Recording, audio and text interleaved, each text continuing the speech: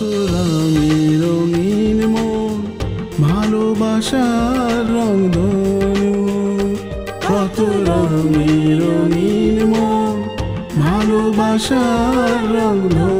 পৃথিবীর অনেক মানুষ তার এই ভদ্র মানুষের একটা মুখোশ পরে থাকে, এটাই হচ্ছে তাদের সবচেয়ে বড় অ্যাসেট। আর এই ভদ্র মানুষের মুখোশটা নিয়ে তারা ক্ষতি করে বেড়ায়। আমি কোনো ভুল চয়েস করিনি ভাইয়া। আচ্ছা বুঝলাম, যদি সেটা হয়ে থাকে তাহলে সব কিছু ঠিক আছে, কিন্তু একতরফা তোরা এতটুকু আগানোটা একদম ঠিক হয়নি। পরে যদি উল্টাপাল্টা কিছু হয় কষ্টটা তুই বেশি পাবি রে। ভাইয়া তুই এসব নিয়ে ভাবিস না তো। আচ্ছা ঠিক আছে, এসব নিয়ে আমি কোনো টেনশন করবো না, আমি এসব ব্যাপার নিয়ে একদম ভালোভাবে করবো না। তবে দয়া করে ওই ভদ্রলোককে তো সব কিছু খুলে বল। ওকে ঠিক আছে ভাই, আমি সব করবো।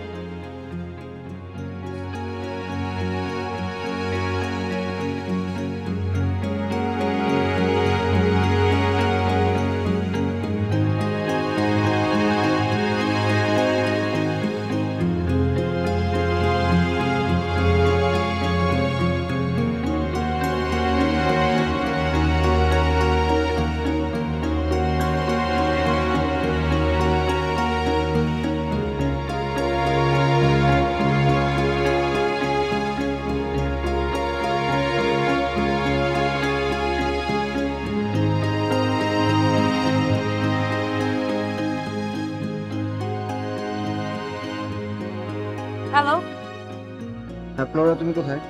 আমি ক্যাম্পাসের দিকে আসছি। কোনো ইম্পর্টেন্ট ক্লাস আছে? না, তেমন কোনো জরুরি ক্লাস নেই। তুমি কি আসবে? না না, ক্যাম্পাসে যেতে আমার ভালো লাগে না। তুমি এক কাজ করো, তুমি চলে আসো, আমি ওয়েট করছি। আচ্ছা ঠিক আছে, আমি আসবো, কিন্তু কোথায় আসবো?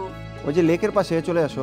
কিন্তু বনি তো আবার বললো ক্যাম্পাসে যেতে, ওনাকে কি একটা জরুরি কথা বলবে। আরে বাবা, বনি যে কথা বলবে সেটা তুমি আমার কাছে শোনো, ঠিক আছে? এসো। আচ্ছা ঠিক আছে, আমি আসছি। ওকে, বাই বাই।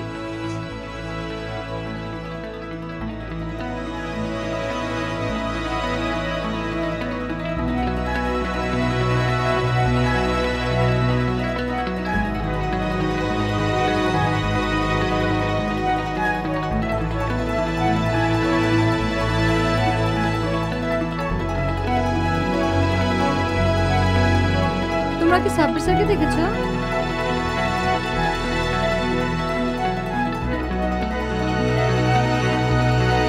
শুনো, সাব্বির স্যারকে দেখেছো?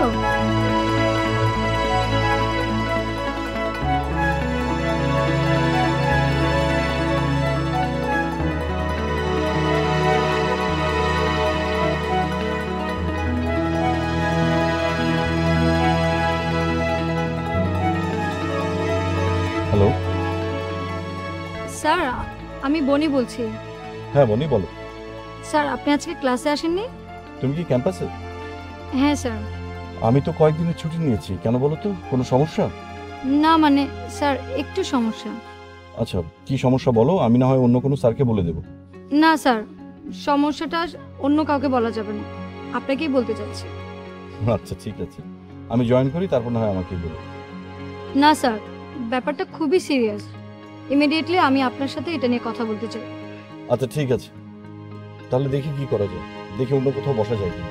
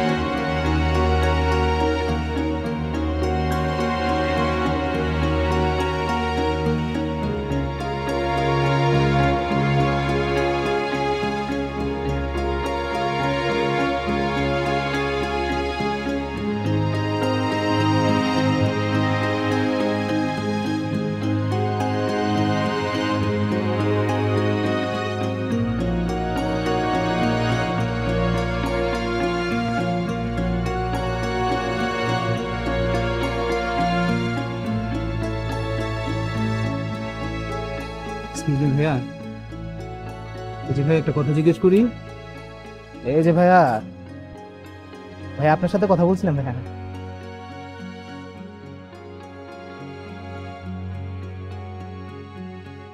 Hello, excuse me.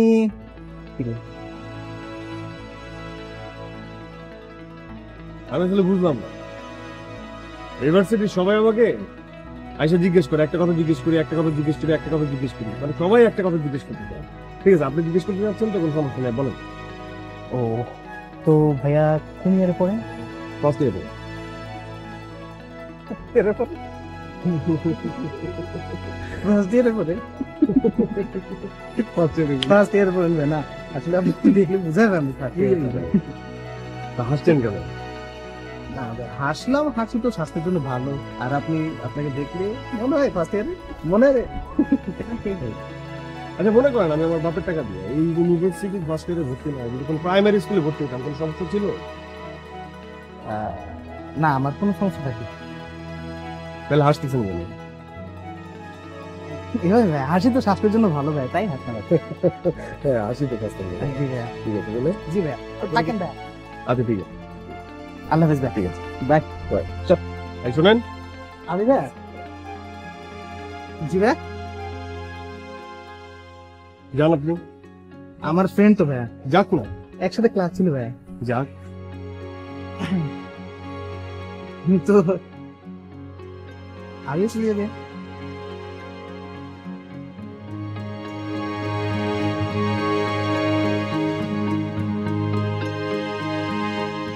চল হাসেন। না ভাইয়া, রাখবো না। তাহলে হাসি তো স্বাস্থ্যের জন্য ভালো। না ভাইয়া, খুব হাসবো না। শুনেন, আমি না ইউনিভার্সিটিতে পড়ি না। এমনিতে পড়েন না? সেটা ভাইয়া আপনার ব্যক্তিগত ব্যাপার, আপনি পড়েন না পড়েন সেটা আমার কিছু যায় আসে না ভাই। আমি এই ভার্সিটি পড়ি তো, আমার ক্লাস আছে, আমি চলে যাবো। ঠিক আছে।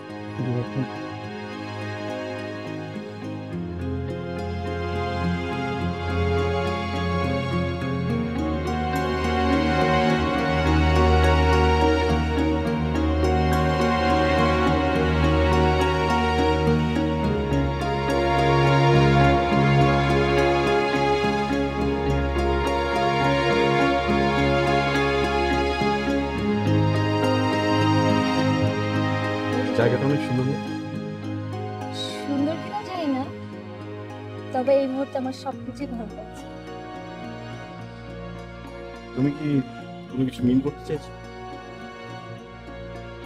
আমি আসলে বলতে চাচ্ছি যে মানুষের মন যখন ভালো থাকে তখন তার কাছে সবকিছু ভালো লাগে। এখন যেমন আমার সবকিছু অনেক সুন্দর লাগছে, অনেক ভালো লাগছে। তা তোমার এরকম মন ভালো হবার কারণটা জানতে পারো? কেন পারবো, অবশ্যই পারবো। তার কারণ হচ্ছে আজ আমার জীবনের একটা বিশেষ বিশেষ? তোমার কি আর জন্মদিন? জন্মদিন থেকে অনেক বেশি ইম্পর্টেন্ট, কারণ আজ আমি আপনার সাথে সময় কাটাচ্ছি, ঘুরে বেড়াচ্ছি। আপনার সাথে একসাথে সময় কাটাতে আমার অনেক ভালো লাগছে। বলো, তোমার বয়সটা নেহাতি কম, তোমার এই সময়টা আমি পার করে এসেছি, তাই তোমার আর আমার বোধটা দুজনে দূর। কিন্তু স্যার, আমি কিন্তু এটা মানছি না। আবেগের কাছে বয়স, অভিজ্ঞতা কোনো কিছুই ইম্পর্টেন্ট। তুমি তো দেখি বেশ গুছিয়ে কথা বলতে পারো, তোমার লজিকটা অবশ্য একেবারে ফেলে দেওয়া উচিত। আপনার সাথে এত সহজে কথা বলতে পেরে মনে হয় আমার কনফিডেন্সের লেভেলটা অনেক বেড়ে গেল। এতদিন তুমি আমাকে ভয় পেতে না? ভয়টা অবশ্যই পেত। তাহলে তো এটা এক ধরনের ব্যর্থ। শিক্ষককে হতে হয় ছাত্রদের সঙ্গে বন্ধু মতো, আমি তো তোমাদের সঙ্গে তাহলে বন্ধুত্ব হতে পারি, এক ধরনের ব্যর্থতাই। না না, এটা ঠিক না স্যার। ক্লাসের সবাই আপনাকে বন্ধু মনে করে, শুধু আমি ছাড়া। তুমি ছাড়া মানে? না মানে স্যার, আমি আপনাকে যে কিভাবে কথাটা বলবো বুঝে উঠতে পারছি না।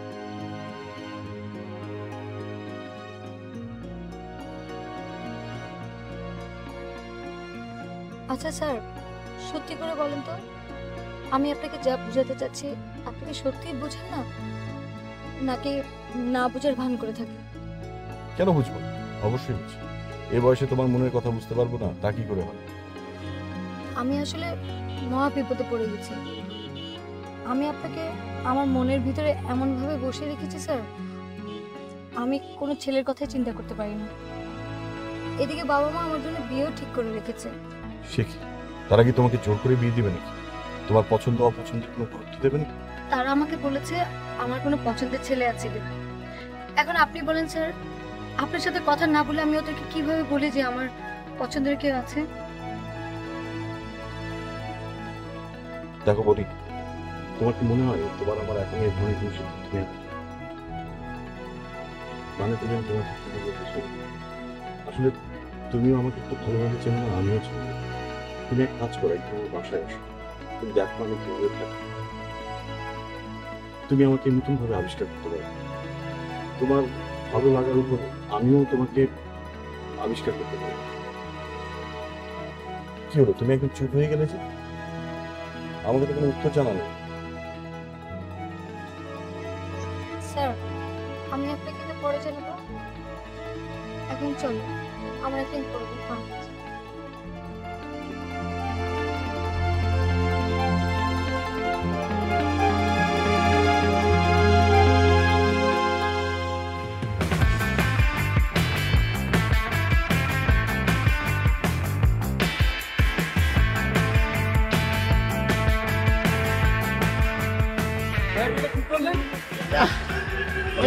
হিরো হইতেছি তো একটু ট্রাই করলাম। ওয়াসিম ভাই, এই প্রথম আমি আপনাকে একটা সত্যি কথা বলবো। মানে হইলো আমার সাথে যার বনবে না, যারে আমি অপছন্দ করি, তার থেকে আমি 100 হাত দূরে থাকি। কিন্তু আপনি লোকটা অনেক ভালো, লোকটা খারাপ না। আপনার কি ধারণা আপনার আমার পছন্দ নাই? শুনেন, আপনার সাথে যদি আমার পরিচয় না হইতো তাহলে কিন্তু আমি ঢাকা শহরে থাকতাম না, চলে যেতাম গ্রামে। গ্রামে যাই কি করতাম জানেন? আলু পটলের ব্যবসা করতাম, কাঁচামালের ব্যবসা। কাঁচামালের ব্যবসা কিন্তু খারাপ না। আরে ভাই, আপনি কাঁচা পয়সার কি দেখছেন?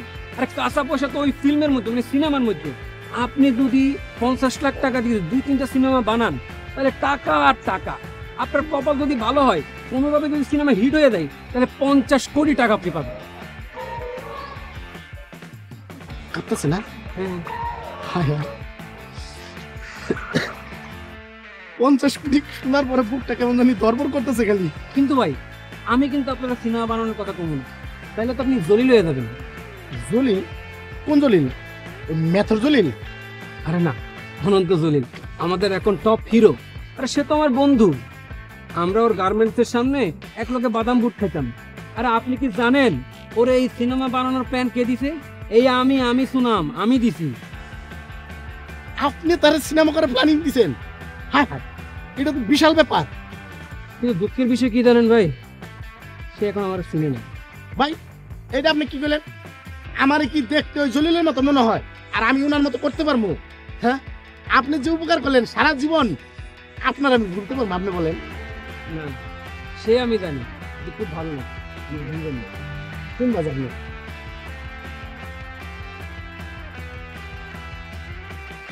কে ফোন করছিল? ভালো ভাই? না না, ভালো না। চলেন।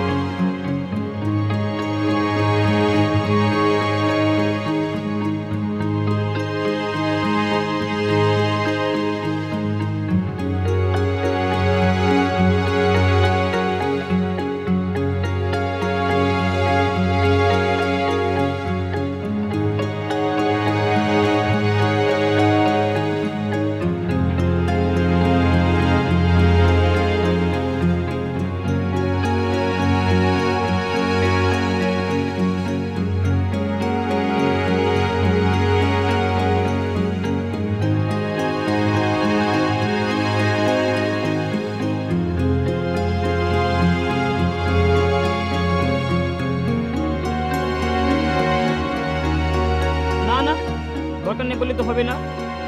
আচ্ছা সাব্বির স্যার না তো? না না, সাব্বির স্যার হবে কেন? না মানে দেখলাম ওনার সাথে কথা বলতে বলতে আসছিলেন, তাই আর কি। সাব্বির স্যার তো অনেক ভালো একটা মানুষ। এটাই হচ্ছে মেয়ে মানুষের একটা সমস্যা, কারো সম্বন্ধে না জেনে একটা কথা বলে দিলেন। আপনি তার সম্বন্ধে কতটুকুই জানেন? কেন, তুমি কিছু জানো নাকি? মনে করেন জানি না, তাই তো না জেনে কারো সম্বন্ধে ভালো বলতে নেই, খারাপ বলতে নেই, ঠিক কিনা বলেন? হ্যাঁ হ্যাঁ ঠিক। আরেকটা কথা আপু, কোনো স্যারের বাসায় নোট ফোট আনতে যাবেন না। আপনার যদি নোটের প্রয়োজন হয় এই আমাকে বলবেন, আমি খাড়ার উপরে নোটের ব্যবস্থা করে দিব। কি বলছি বুঝছেন? তুমি তো আমার নিচের ক্লাসের, তুমি আমাকে নোট এনে দেবে কিভাবে?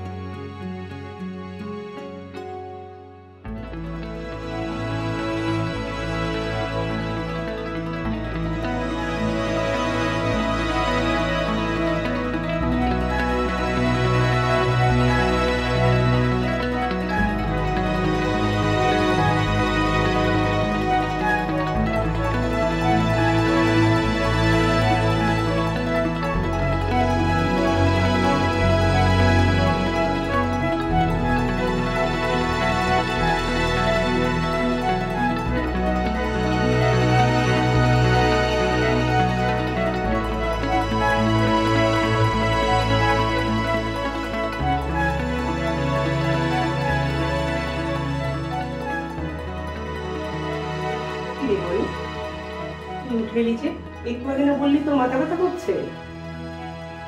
মাথা ব্যথা ছিল মা, বাট এখন ভালো লাগছে। আসলে সিজনটাই ভালো যাচ্ছে না, এই ঠান্ডায় গরম, অনেকক্ষণ রোদে থাকলে মাথা ধরে যায়। বিক্রতি বাসায় ফিরেছে? আমি তো দেখিনি। তুই আমাদের কিছু বলবি মা? মা, তোমরা যখন বিয়ের জন্য এতই তাড়াহুড়ো করছো আর আমার সিদ্ধান্তের কোনো মূল্যই তোমাদের কাছে নেই, তোমরা যাকে পছন্দ করবে আমি তাকেই বিয়ে করব। কিন্তু তুই তো ছেলেকে এখনো দেখিস নাই। তার আর দরকার হবে না, তোমরা দেখেছো তাতেই চলবে। না, তাতেই চলবে না, কারণ তোমার মতের বাইরে আমরা কিছু করবো না। আর বিয়ে বললেই তো বিয়ে হয়ে যাবে না, ছেলেটা তোমাকে দেখেনি, তারও পছন্দ অপছন্দ আছে। তাছাড়া তার বাবা মা তোমাকে দেখেনি, তাদেরও পছন্দ অপছন্দ আছে নাকি? ঠিক আছে, আমি তো তোমাদেরকে সে কথাই বললাম, তোমরা ওদেরকে বলে দাও আমাকে দেখতে আসো। ঠিক আছে, তাহলে আমি সবার সাথে কথা বলে ওদের আসতে বলি।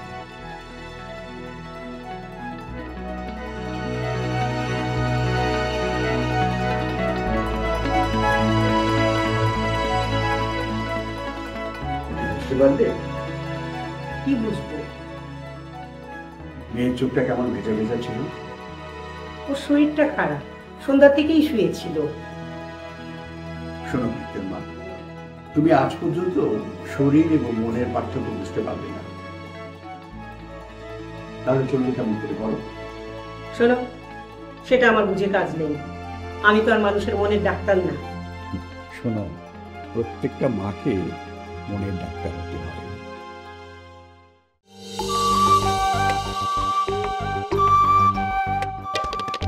মেঘের জলের কণা, আকাশ তার ঠিকানা। মেঘের জলের কণা, আকাশ তার ঠিকানা। কখনো বৃষ্টি, কখনো ঝড়, কখনো সৃষ্টি, কখনো ভাঙে ঘর। এই জীবন মানে না নিয়ম, যেন মেঘের অনু। কত রঙে রঙিন মন, ভালোবাসার রংধনু। কত রঙে রঙিন মন, ভালোবাসার রংধনু।